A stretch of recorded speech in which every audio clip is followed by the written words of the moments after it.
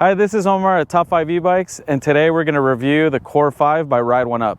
In this review, we're going to go over the specs of the Core 5, our test rides, and then we'll tell you what we liked and didn't like about the Core 5. If you haven't subscribed to Top 5 E-Bikes, subscribe right now. Also, if you like this video, hit the like button because that'll help us with YouTube and the algorithm, so it'll start suggesting this video to other people. All right, let's talk about the specs of the Core 5 by Ride1up. The first thing you notice is, A, it's a great looking bike, or at least in my opinion, and it doesn't have a suspension, which is okay because it has these Kenda tires that are a little bit wider than most e-bikes in this category, and so that absorbs quite a bit of the shock. So it's a city bike, don't really need the suspension in my opinion. As far as the motor, it's got a 750 watt rear hub motor, which has quite a bit of power, speed, and we'll talk about this a little bit later in the review. We'll get into how it does just speed-wise and then going up hills. Drivetrain-wise, you got a Shimano Altus drivetrain, and it does have a 7-speed shifter, which is a really basic Shimano shifter. Display-wise, it's actually the same one, I believe, as the 500 series. So again, it has really basic information, but it's still a good display. It does have an integrated battery, and that's one of the things I really like about this bike, just the look. It's an integrated battery. The battery is a 48 volt, 12.8 amp hour battery, so not the biggest battery, but again, really like what Ride1up did here with the look of this bike. I like it quite a bit. I did want to mention though that we did have to replace the crank arm. So this crank set is not the original one that came with the bike. We had an issue with the pedal and the crank arm, and we had to replace it. Should have done a video, we didn't. But yeah, did want to mention that as you're looking at this video.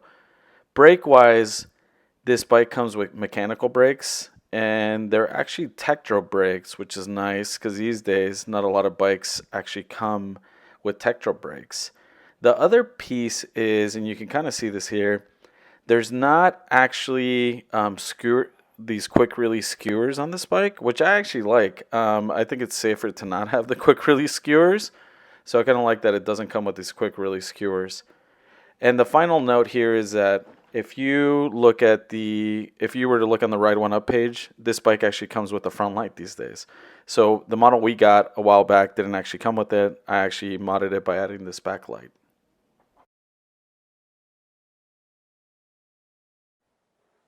Now let's talk about our test rides on the Core 5 by Ride1up. I mean, first of all, it was just a really fun e-bike to ride. It handles really well. It's light, which is interesting because I have seen videos where they mention that it's heavy, but in fact, for an e-bike, this is actually on the lighter side. So 49 pounds is not that heavy for an e-bike. And it's really approachable for riders at different heights. Not only that I enjoy riding this e-bike, but it's become my wife's go-to e-bike. And we've had friends who are on the shorter side who really like the Core 5. So I think that not only is it a good e-bike and really comfortable for someone like myself who's 5'11", but if you're on the shorter side, it's also a nice e-bike and a nice comfortable one to ride. When it comes to the range, Ride1up does say the range is 25 to 45 miles. Top 5 e-bikes didn't test the battery range, so we didn't do a battery drain test. But I know there are many tests out there that say that you can get between 25 and 30 miles, so it seems pretty reasonable that you could probably get 30 miles plus with this e-bike. All right, now let's talk about a couple tests that we did. So we did do a speed test where we'll give you what the speed is for throttle only and pedal assist level 5. And here is that clip so you could see how fast this e-bike goes. Alright, we're going to see how fast this goes throttle only. Obviously we've told you what Ride1up says as far as the specs. And we'll do this here. So right now we're about to go throttle only.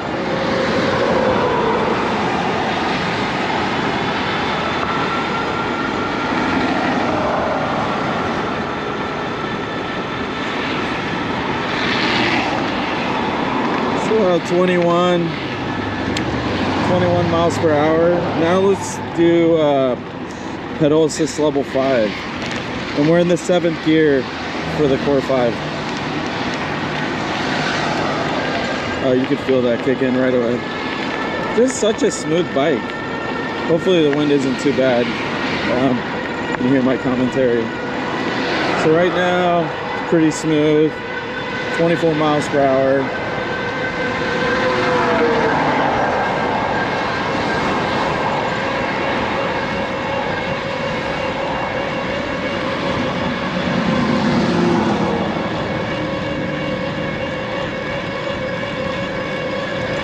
Oh, past the yellow.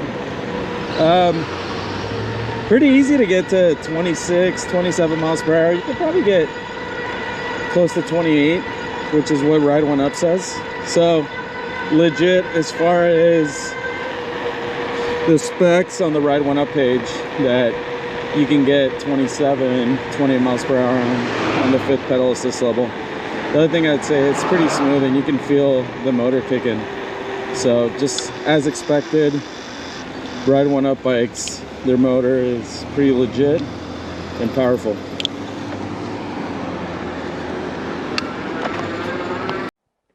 Just to recap, throttle only, you can go about 20 to 21 miles per hour. Pedal assist level 5, at least comfortably pedaling. I was able to go 26, 27 miles per hour. I could see you easily getting to 28 miles per hour. So this is a legitimate 28 miles per hour pedal assist e-bike. Now, in addition to that, we also went up a hill and we recorded that, and this is a 5% grade, 80-foot incline or 80-foot elevation change. And here is that test that we recorded. Okay, just as important as speed is how well a bike does going up a slight incline. So I'm going to go up a slight hill which has an elevation of about 80 feet from when it actually starts inclining, and it's about a 5% grade. So I'm going to do throttle only on this, and we'll see how well the bike does and what's the top speed once you're going up the hill. And I also have Strava going, so we'll be able to see the Strava graphs, and you can see there the speed that Strava's picking up.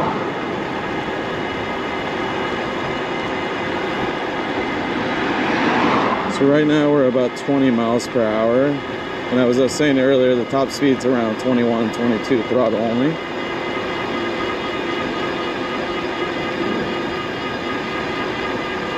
So 19.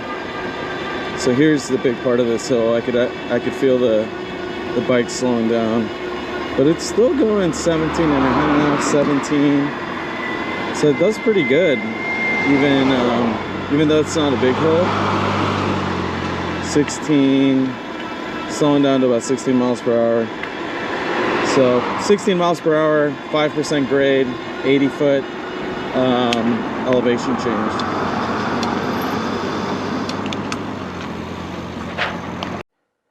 So when it comes to the speed and power, the Core 5 does excellent.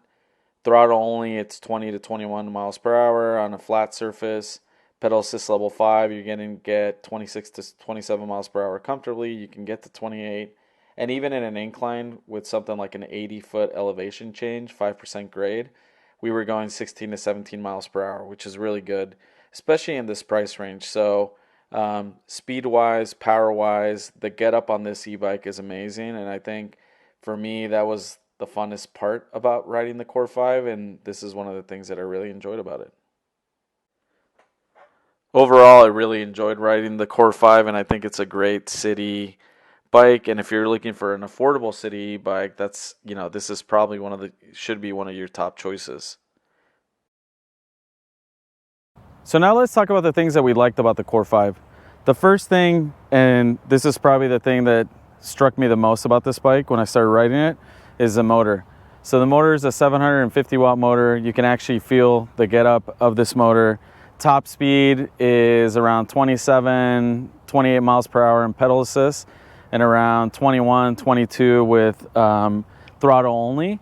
But you can feel the power of this motor. So for sure, the biggest positive to me and the thing I liked the most was the motor.